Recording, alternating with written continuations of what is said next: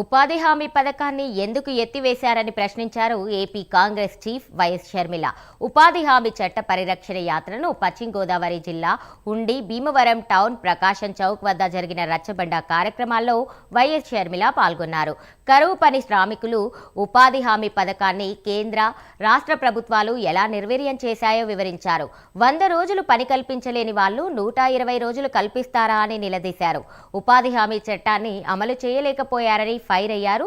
కేవలం 50 రోజుల పైచిలుకు మాత్రమే పని కల్పించారని తెలిపారు. 82 లక్షల ఉపాధి కార్డులు ఎందుకు తొలగించారని అడిగారు వైఎస్ షర్మిల. ఉపాధి హామీ పనిని కూడా ఆ పనికి జోడిస్తే మీరందరూ వెళ్ళి ఉపాధి హామీ పని ఆ కాంట్రాక్టర్ కింద చేసుకోవాలన్నమాట.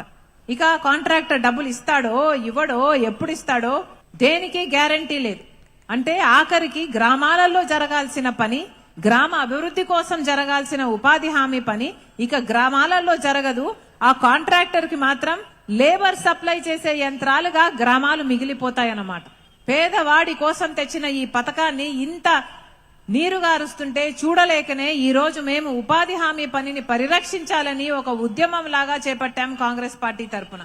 అంతేకాదు, నిజంగానే వీళ్లకు చిత్తశుద్ధి ఉంటే ఉపాధి హామీ 100 రోజులు నిర్వహించేవారు.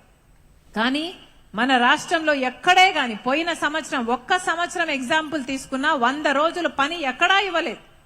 ఇచ్చింది కేవలం 52 రోజులు మాత్రమే పని ఇచ్చారు.